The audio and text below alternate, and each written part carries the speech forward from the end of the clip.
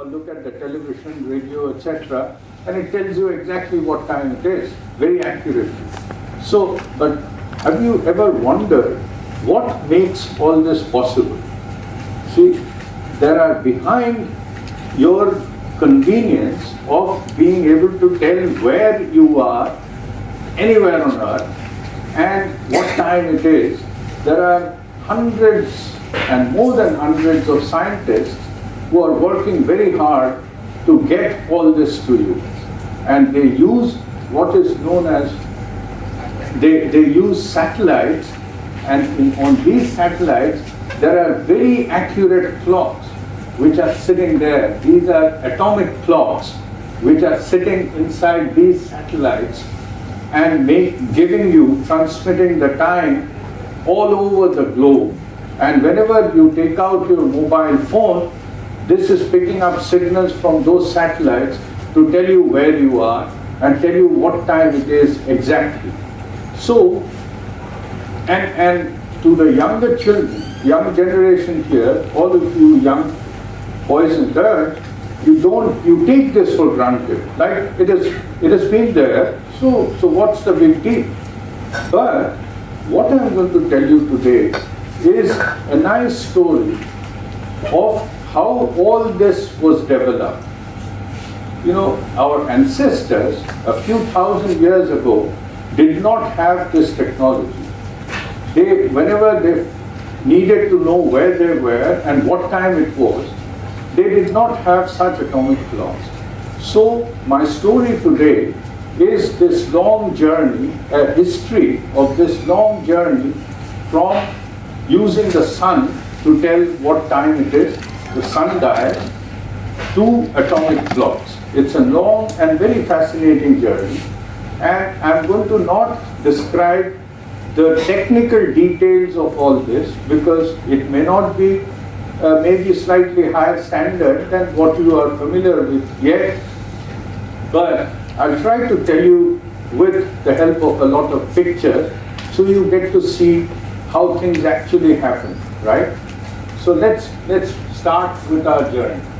Now, whenever we talk about time, you know, what time it is, etc., there are two things that we talk about. One is a time interval. For example, my talk is going to be 1 hour long, 45 minutes or 1 hour, whatever. My talk is 1 hour long, or this clock takes 1 second, 2 seconds, etc. That is a time interval, right? A time interval. And then the other one is what time instant. You know, right now it's 10:30, right? So that's the time, 10:30 of 26th of April 2017. So that's the time instant. So there are these two things. Now, in a clock, whenever I take a clock, an atomic clock or crystal clock or pendulum clock or whatever clock, the basic ingredients in a clock is a frequency. In a pendulum clock, there is a pendulum which goes tick, tick, tick, like that. It just ticks. Every 1 second, it just ticks. So every time it ticks 1, so 1 second, 2 seconds, 3 seconds, like that. So then there is a counter which counts 1, 2, 3, and so on. So whenever it counts 60, there is a minute hand which goes tick, and so on. So then there is a display. So now you realize that the counting and displaying are very simple things. They never make mistakes. So the goodness of the clock really comes from how good this time interval of 1 second by the pendulum is. If that 1 second is very accurately 1 second, you have a really good clock, right? So whenever we talk about accurate clocks, we talk about mostly this frequency source, this periodic motion, right? Okay. Now, so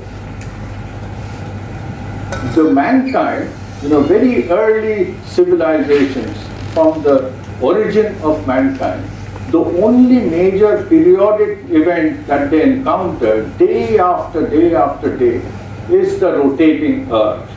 They saw day night, again day, again night, day after day after day. So this was the best clock or the only clock that they had, you know. So a day was a natural starting point for a clock, okay.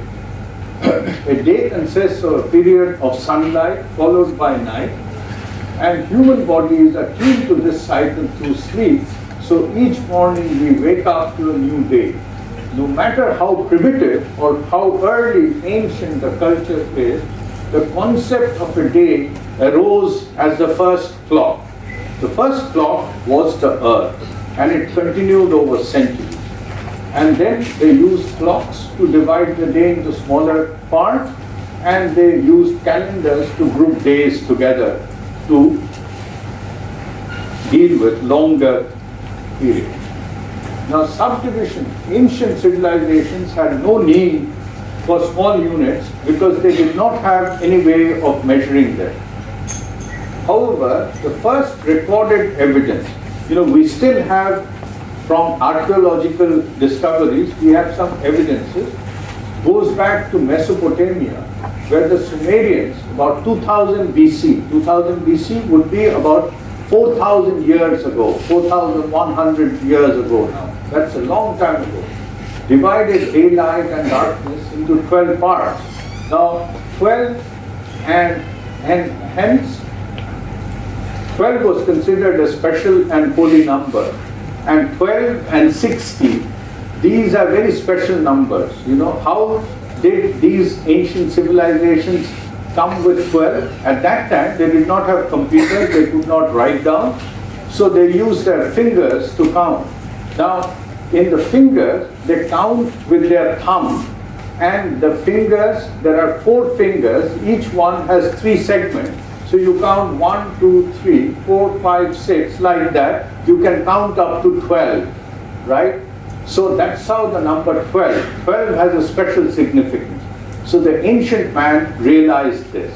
And now, every time you count 1, 2, 3 up to 12, you can put up 1 finger here.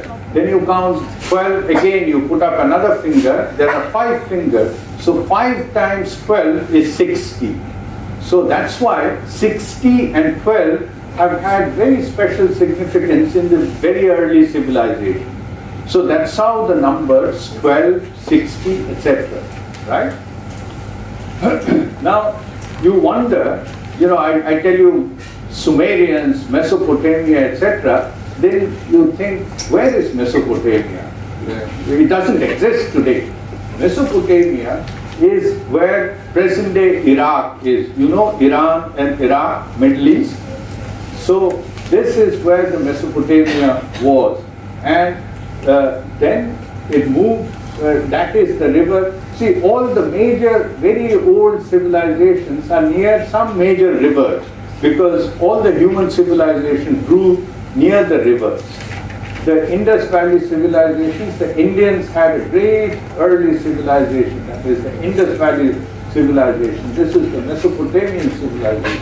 So there was a lot of development here, the Sumerians, and later on it became Babylon, and that is near southern Iraq today. We also had, near the Indus Valley, there was a lot of development. So even in India, many years ago, 4,000, 5,000 years ago, our scientists were also very highly developed. Unfortunately, we don't have a lot of literature that survives from that time. We are still trying to decipher some of these literature. And there are these Vedas, the 4 Vedas that you are familiar with, and in Vedas there is some description of time. You know Kautilya's Arthashastra, Chanakya, you are all familiar with Chanakya. You watch the serials on television. Chanakya was a great person. So he used to dictate the life of King Chandragupta, and he used to, and in his description, there are descriptions of what the king should do at this time and this time, and these times are, according to the Indian tradition, one day and night was divided into 30 muhurta, and so on and so forth. We still don't know how they measured these times, but we know that they use sundials and they also use water clocks, about which I'm going to talk about, but we don't unfortunately have any. Now, the earliest clock, as I said, was the shadow clock or the sundial, and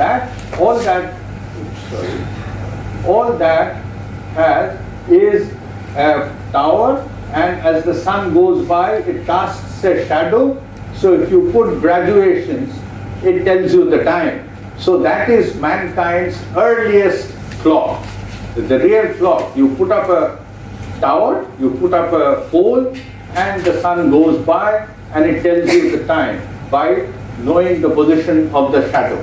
So that is the earliest sundial. Now, unfortunately, this thing does not work when it is night time. It does not work when there are clouds in the sky. So the sundial had very limited utility, but still it was the best instrument that 4,000 years ago people had. Now, the earliest sundials that we know from records are these obelisks, these rods, about 3,500 BC. That would be about 5,500 years ago. That's a really long time ago. And the shadow clocks about 1600 BC from Egypt and Babylonian astronomy. The Greeks adopted the sundials from the Babylonians. So these civilizations are taking help from each other. And the first recorded evidence is about 560 BC. That's about 2,600 years ago. And then the Roman civilization adopted this from the Greeks, and the first recorded, that's a few hundred years later. Then sundials and water clocks have also been described in our own Indian Vedic culture and in about several centuries BC in Arthashastra. And they were also used in China, but the earliest mention is about 104 BC.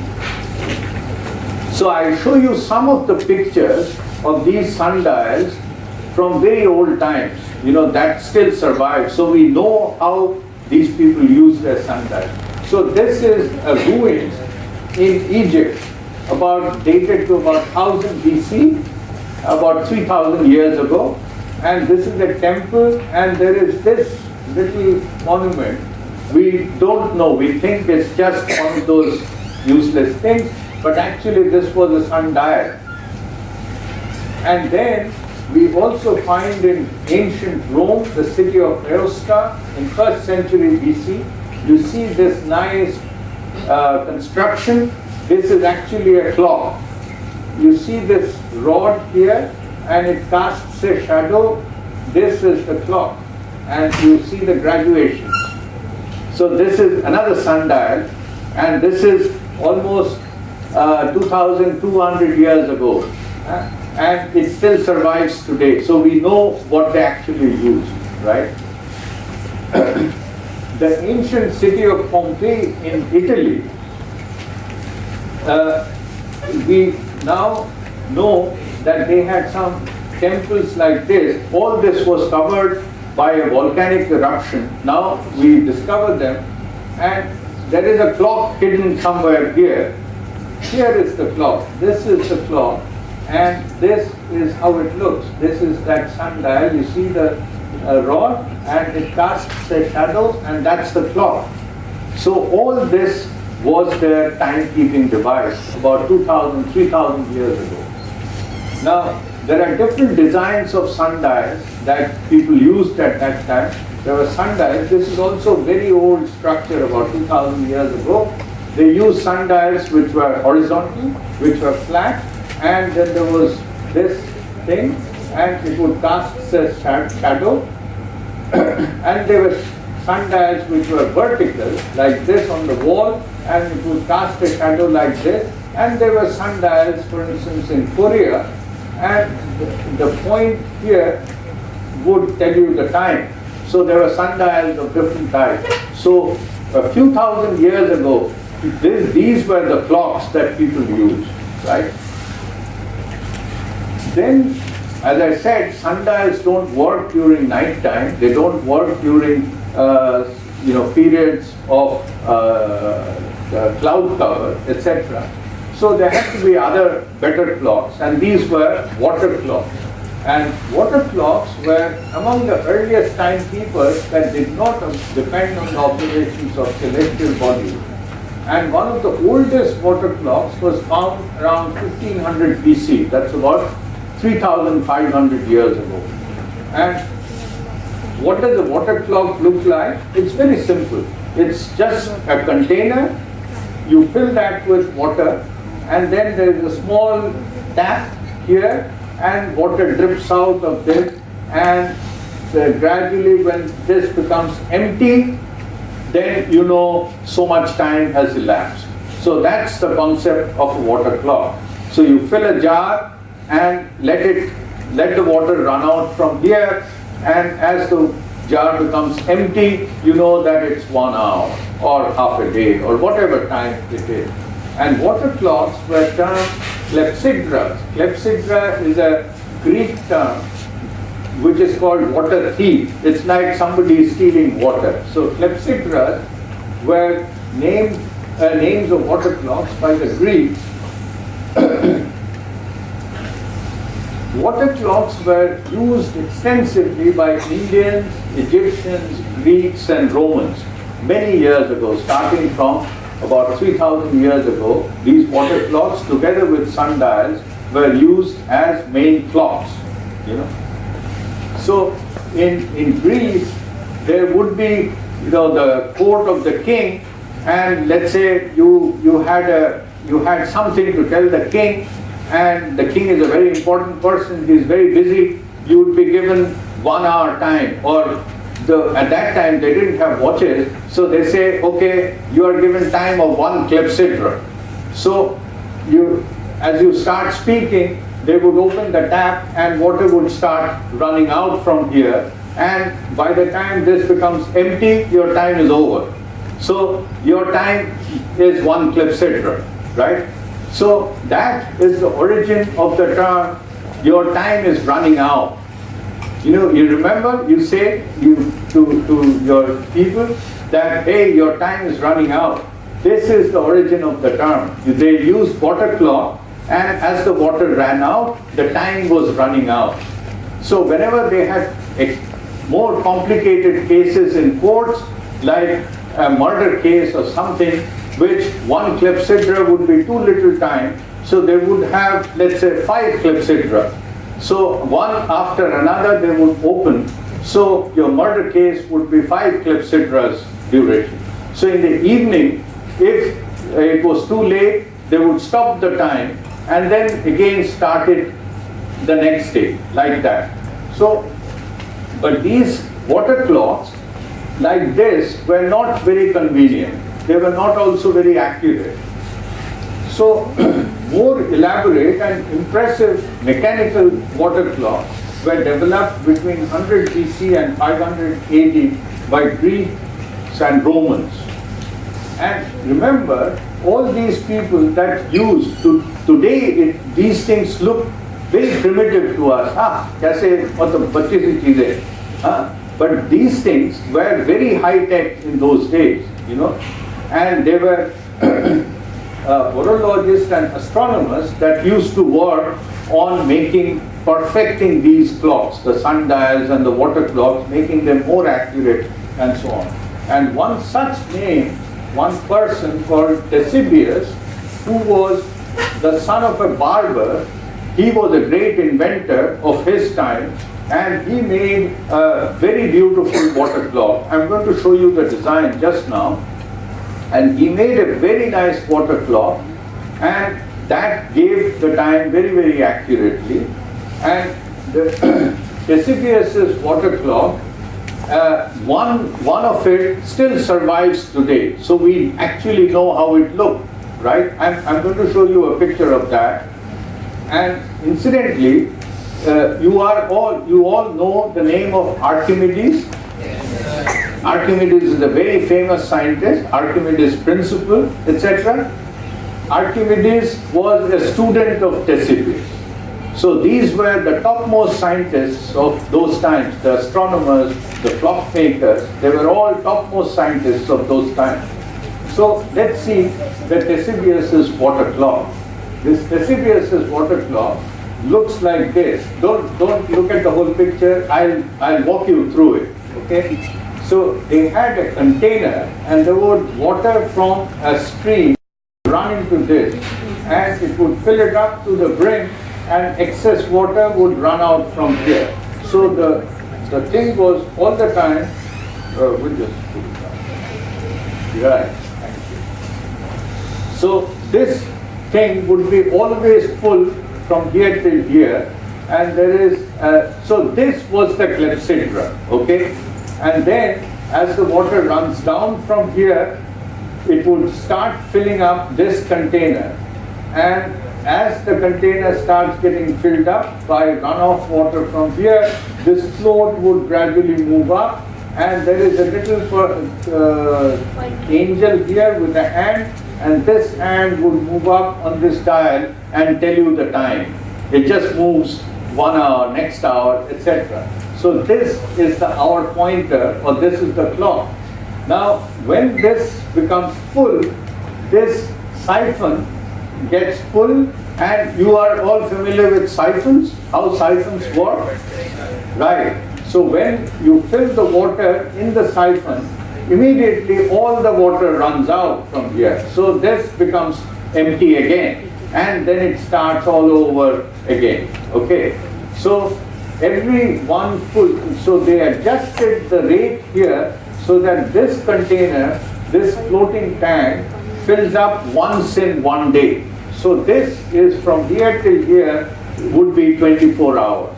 So once in 24 hours, this water would run out from here and move this, so you move into another day. So isn't this, oops.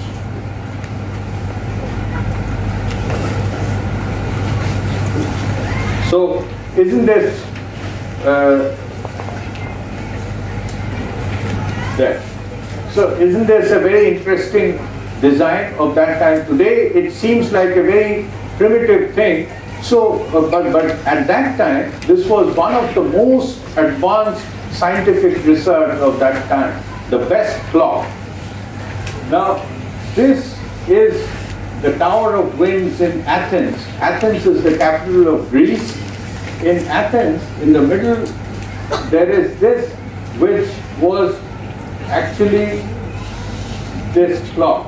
Inside this is this clock. You know, so this is Ctesibius' water clock. Accidentally, nobody realized, and you know, all these wars it has survived because nobody realized that this was such an important thing. They thought it was just a marble tower, so nobody destroyed it. So we, thanks to that, we still have one of the original Ctesibius' water clocks surviving. But just for fun, maybe some of you students can do a school project, science project, to make a replica of this Ctesibius' water clock.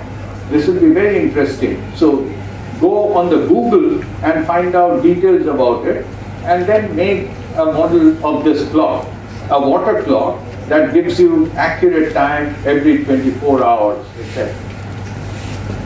Now, there were water clocks being used in many other parts of the world. I visited Beijing one time in China, and I took this picture of a water clock in China. This is of course much later.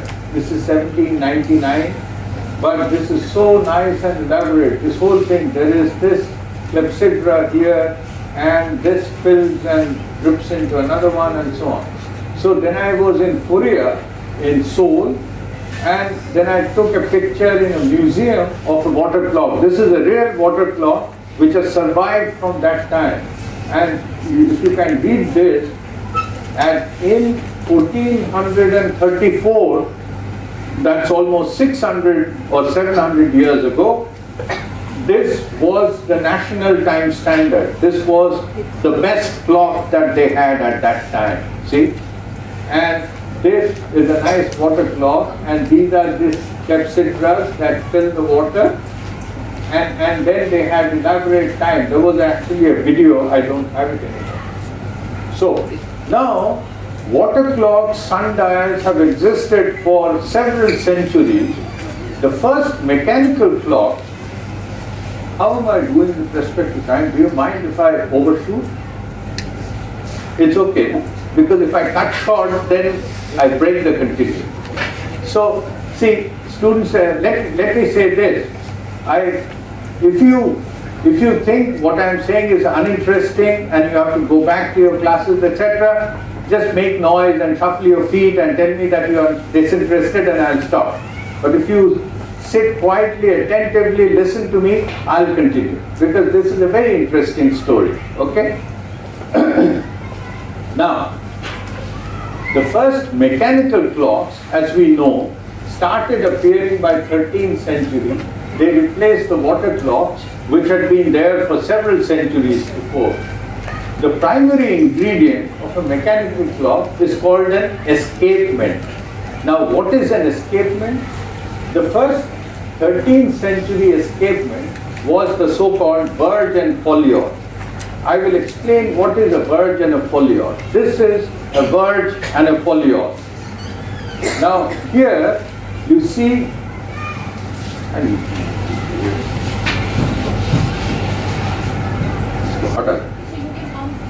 no, that's okay. I feel comfortable saying. So, this verge and foliot, you see this crown wheel, this is going round, it has teeth, and there are these little two things, these are called, this is the crown wheel, and it is going round, being pulled by some string, and it has teeth here, and this rod is called the verge, and these two things here are called pallets. You see, one tooth is pushing this top pallet once like this, and the bottom pallet is being pushed by a tooth in the other direction. So that's how this foliot is going back and forth, back and forth. See, this is the periodic motion that this whole thing is generating. This is called an escapement in a mechanical clock. That's how a mechanical clock works. The mechanical clock works because you create a tick-tock, a period, and there will be some counters to count this and display, right? So this is a major discovery in the 13th century. That was the starting of mechanical clocks, right? The first mechanical clocks started appearing around 13th century. There were large mechanical clocks which were there in major European cities, and they were mainly in churches, in tall towers, and they would announce time to the people. Every hour there would be some bells or announcements, etc. The first mechanical clocks looked like this. You know, in this, I don't want you to see all this, there's a lot of detail, but you can see the foliot. You see this?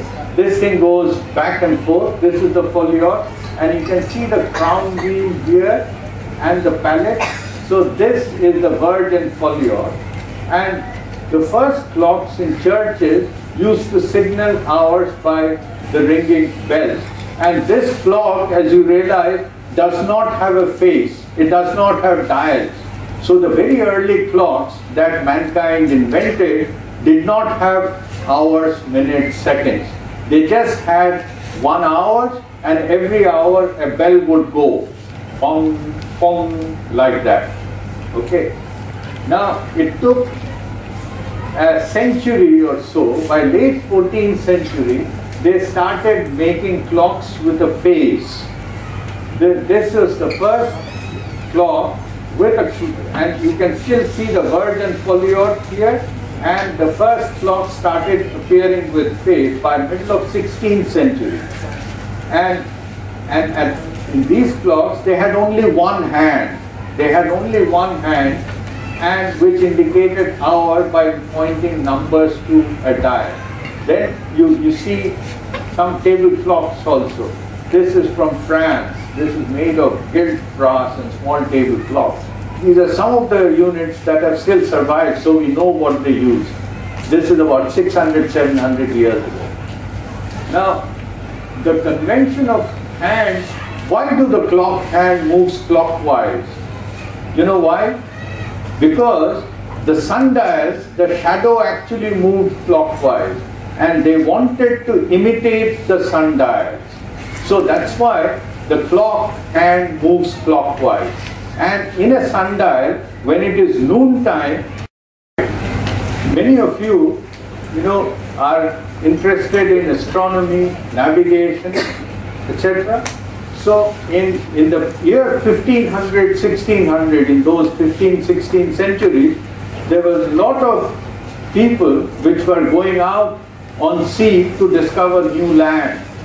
But going out on new land, going through the middle of the ocean, there was a lot of problem. You needed to know where you are going, because in the ocean you don't see anything at all. There is no landmass, nothing at all.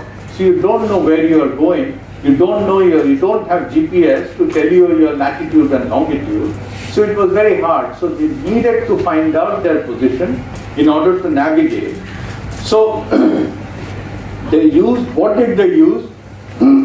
They used the sun and the moon and the stars to do the navigation. Now, and at that time, there were a lot of very courageous people, very adventurous people that set out to discover, let's say Columbus set out to discover India, and he accidentally went to another place and called it America, right? So navigation was a major problem at that time. So now, determining your position with the sun, what I'm trying to tell you is that determining the latitude of the place is very easy. Because I'm not going into detail, but let us say, and this is probably something that you would do in your project, that supposing you are standing at your place and you watch the sun rise in the east and go over you and go to the west, set in the west. Now, the sun does not always go over your head all the time. It goes at an angle. And like this, it rises in the east, it just goes to the noontime and comes and sets in the west. So this is how the sun path looks like. Now, if at midday, at noontime, if you know the angle which this sun's position made with your local vertical, this would be the latitude of your place. This is the very simple method which the navigator used for determining his latitude. Now you would say, okay, this is fine, but what happens in night time? In the night time also, that is not a problem. Supposing you are standing here, you know, you can identify the different constellations, the Great Bear constellation, and you know, if you point to the pole star, you can identify the pole star, and the pole star actually is coming straight from north, and if you find out the angle the pole star makes with the horizon, the elevation of the pole star, that's your latitude. So no matter whether it is daytime or nighttime, you can determine the latitude of your place, and which is what they did. But determining the longitude of the place is very, very difficult. So this was such a major problem in the 14th and 15th and 16th centuries that they had major disasters, they had major accidents, like people setting out to discover India and go to America, and then they ran aground, there were major accidents, etc. So the British government announced a huge prize of 20,000 pounds for anybody who could give a solution to determining a method for determining the longitude accurately on sea. Now 20,000 British pounds in the year 1707 was a huge amount of money. 20,000 pounds was equal to something like today's 10 times the Nobel Prize. So it was a huge amount of money. And that committee was headed by no other than the very famous Isaac Newton. Sir Isaac Newton was the one who headed that committee to determine the winner. So I'm going to cut short all the details, but then tell you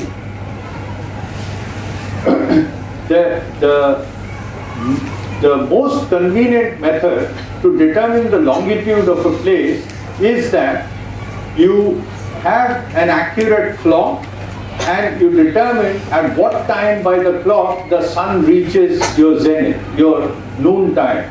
So if you are, let's say, here, you see that the sun reaches your noon time at 12 o'clock, and now you take your ship, go to another place, and you have the same clock, and you find that the sun reaches on top of the sky or the zenith at 1 o'clock. Obviously, if the sun reaches the top of the sky at 1 o'clock by your clock, then you are not in the same place. You are about 15 degrees in longitude, shifted, right? So if you have an accurate clock, and if you just watch the sun cross the noon time and find out what time it did, you can determine your longitude. So that's the simple method but the requirement here is that you must have a clock which works very accurately, even when the ship is moving, when it is very, very stormy, when it is very cold, very hot, very humid. You must have a clock which continues to work very accurately, which in the year 1500, 1600, they did not have. So there was this gentleman, John Harrison, who was a carpenter by profession, and he said he took up the challenge. He was an Englishman. He took up the challenge and started building accurate clocks, mechanical clocks based on pendulums and based on spring watches, but very, very accurately. So, and he made the first clock, which is still preserved in the museum today.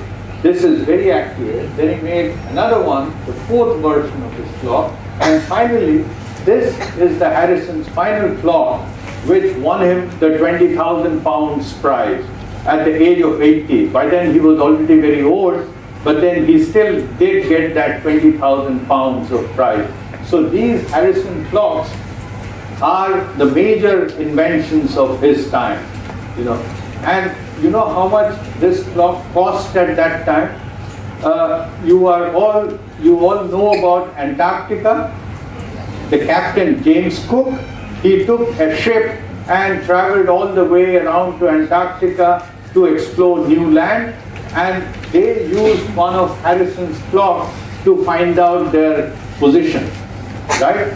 And you know, the cost of the clock was the same as the cost of the ship. You know, that's how expensive these clocks were at that time. It was so accurate. It was a major invention at that time. So then the improvements continued in the 19th century. Another 100 years later, they had Siemens, Riegler's clock, short clocks, etc. They continued. But then we had another major milestone, which is the quartz. Quartz is silicon dioxide. It's a most commonly available material, but it is available in crystalline form. Quartz crystals. Quartz crystals are available. You have to grow them very pure, but the material is available all the time. And this has a special property called piezoelectric property. Now, that means that a quartz crystal is a very elastic device, and if you can cut a small part of it, then it has a natural frequency of oscillation. It just oscillates, it just has a natural frequency of oscillation, which is very, very precise. So, but however, when this oscillates, an electrical voltage, because of piezoelectricity, an electrical voltage appears across its faces, which you can use as an electronic signal to make a clock. The first study of the use of these quartz crystals was made by this gentleman, Walter Caddy, in 1921. Now we are already in the 20th century in the US. And then he decided to make a clock out of this. See, I told you, for making a clock, all you need is a periodic motion, whether it's a pendulum or whether it's a Verdun foliot or a quartz crystal which oscillates periodically. So he decided to make the quartz oscillators as a clock, and the first clock was made in the USA in okay. And then another 30 years these clocks were developed. Now the first quartz clock looked like this. You see, this is larger than the size of this room, and lot of batteries and electronics, and this is the first quartz clock in 1927. Huge thing, very ugly looking. And today I wear quartz watches in my hand, you know, and how many years between then and now? It's only about 70 or 80 years. In 70 or 80 years, I have converted from this ugly, huge clock into my wristwatch. Okay, so that's how technology is advancing. So today you wear quartz watches in your hand. In this, there is a quartz oscillator, there is some electronics, and then these counters and displays, etc. And you can also have quartz watches that look like this, are wall clocks. Inside this, there is a quartz crystal here, sitting here, and then there is a little oscillator, electronics, and then this is the one which makes the thing go back and forth, back and forth. And inside the wristwatch, this is the quartz oscillator, and this is the battery that supplies power. Okay. So now quartz watches, when they were first invented, they made a revolution, because these watches, as Mr. Sachin was saying, that earlier we used to use the sun as the source of time. Now we have found a source of time, namely a quartz watch, which is very, very accurate, which runs very uniformly, very accurately. Then when the scientists started observing the movement of the sun, they found, aha, the sun or the earth's rotation is not so constant. You know, the sun goes around because the earth is rotating. And we always thought that this rotation of the earth was the perfect periodic motion, because this was God-given. You know, God made the earth and God made it go around, and hence the rate of rotation of the earth has to be absolutely constant and has to go on forever. But when we invented the quartz watches, they found, aha, the earth is actually not rotating very accurately. It is slowing down in summer, speeding up in winter. It's actually slowing down in rate of rotation. The earth is actually, because of friction, it is slowing down. And all that was found out because of invention of quartz watches. But however, even quartz has some problems. A quartz watch is not the most accurate thing. And there are some problems with the quartz watches, and even the quartz watch does not run very accurately, which is something that was discovered later on. And then there was this gentleman, James Clerk Maxwell. I don't know, you are not familiar with Maxwell yet. You will read about Maxwell's equations when you come to higher classes in 10th or 11th. He was a great scientist of his time. And James Clerk Maxwell made a fantastic prophecy in 1870, much before all the quartz clocks and atomic clocks were invented.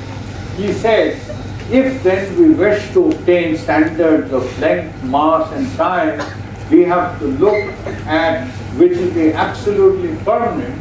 Then we must look at atoms. We must look at inside the atoms in order to do that. So then came the atomic age of time, then came the first invention of atomic clock. And in an atomic clock, what we do is all we need is a periodic motion, something that oscillates in order to make a clock. An oscillator, a counter, and a display, right? We need an accurate oscillator.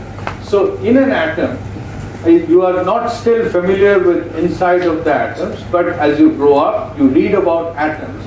Inside atoms, there are these electrons which go around the orbit of a nucleus, and these electrons have some energy levels, and when one goes from one energy to another energy, it emits a photon which has an oscillation, and that oscillation is very, very constant. And whether you take the atom from Bal Bharati Public School or from South Delhi or any other place in India, Nagpur or Timbuktu or anywhere, an atom is an atom. And this frequency is absolutely constant. So if you can use this frequency to make a clock, that will be the most perfect clock on Earth, in the universe. So that is the origin of the atomic clock. So I won't, of course, go into the details because you will not understand this as yet. But the first time when the atomic clocks were proposed, the first inventor of the atomic clock, the one who proposed, was Professor Isidore Rabi, who had won the Nobel Prize in Physics in 1944.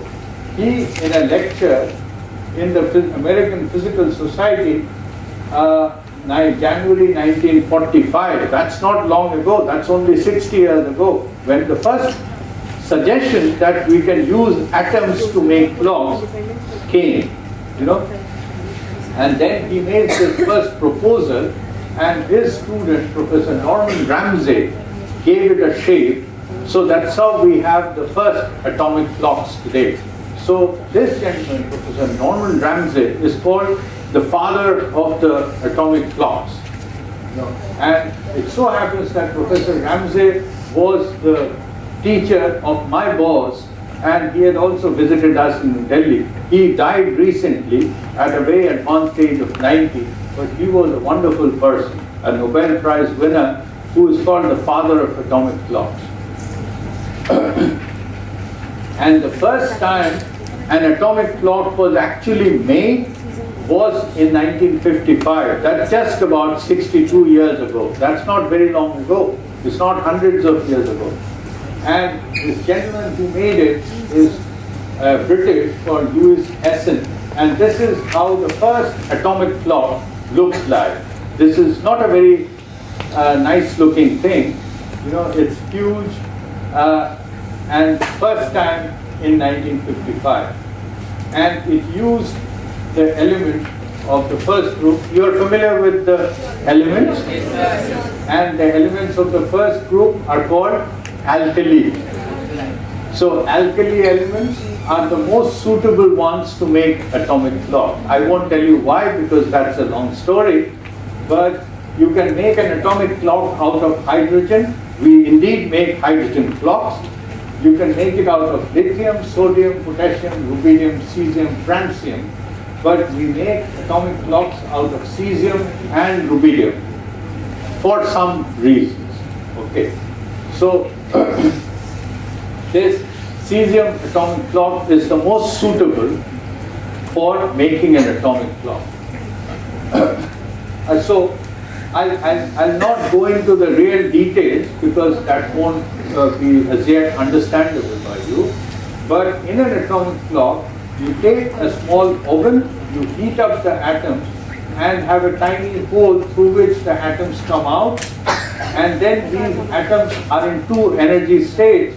So you have a magnet that selects one particular kind of atoms and makes them go through in this fashion, in a microwave cavity. And now we shine a frequency onto the atoms, and if the frequency is not right, the atoms don't care, they go straight through. But the moment I get the right frequency here, the atoms suddenly decide to change their path. So this is called atomic resonance.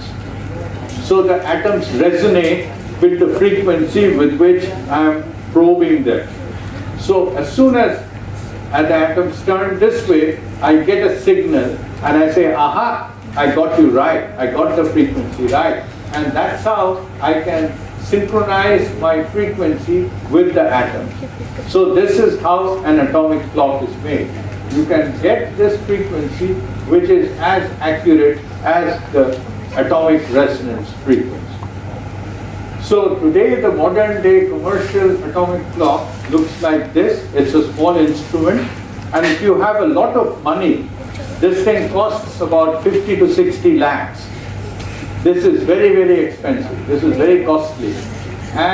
But then if you run this clock continuously, if you don't stop power to it, if you run this clock continuously, it will lose or gain 1 second. It will become fast or slow by 1 second. You know in how much time? In about 30,000 years. That's a really, really accurate clock. But the point is, then the scientists start thinking, hey, can we make some better clock than this? Yes, sure we can. So for that, they make a more accurate clock called the cesium fountain. So they use laser beams for that. I won't go into the detail. They can actually shine laser beams onto atoms to slow them down and create a cloud of atoms and do all kinds of things. But then the clock becomes 100 times more accurate than the clock that I showed you. Okay? So this is how it looks. You shine laser beams and then create a cloud of atoms, then you toss it up. It's great fun. I have made such a clock in NPL. If some of your teachers allow you to go, you can come and visit us, see those laboratories where it's great fun. You actually shine laser beams on atoms, you create a small cloud of atoms, and then you push the atoms, and when it is perfect vacuum, whether these are one atoms or a human being like me, you just push it up, it just goes up and comes down, obeys Newton's laws. And then you can make a clock out of that, which is very, very accurate. And this is how our clock looks, and this is our laboratory, this is our atomic clock. This one is extremely accurate. It would lose or gain 1 second in about 30 million years. It is so accurate. It is so accurate.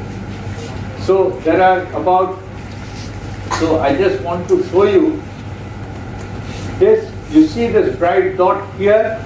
This is a picture of about 1 million atoms that I create, a cloud, very, very cold atoms, then we toss it up. So now when you go back, you can tell your friends that you have actually seen pictures of 1 million atoms. You've actually seen atoms in real life. We can take pictures of these atoms. So such kind of clocks, there are not too many in the world. These are not sold commercially. These are the best clocks in the world, and there are only about 12 such clocks in the whole world. And one is in New Delhi, in the National Physical Laboratory, which we built. So you're most welcome to come and take a look at it. This is one of the most accurate clocks in the world. Now the question is, can we make it even better than this? Yes, we can. We can make it even better than this, but it's very hard. So we use some other atoms, ytterbium, strontium, calcium, etc. So these are called optical clocks. And there are many people working on these. We are also working at NPL. And I just want to show you, in optical clock, we don't use 1 million atoms, we use one single atom. Imagine we just use one single atom. And we have to have a chamber which is ultra high vacuum. And we have a little trap here. And if you accidentally get one atom to come inside the trap, it just gets trapped. It cannot escape because of the electromagnetic field. So you have an atom inside the trap which is going boom, boom, boom, boom, boom. But I don't want that. I want this to come to rest. so I can play with it. So then what we do is we shine a laser beam onto the atom and I do cooling. I cool the atom, see it's starting to get cool and finally it comes to rest at one point. So now I have a perfect situation. I have one single atom at rest in front of me. And this is not science fiction. This we do in our laboratory. One single atom standing in front of me.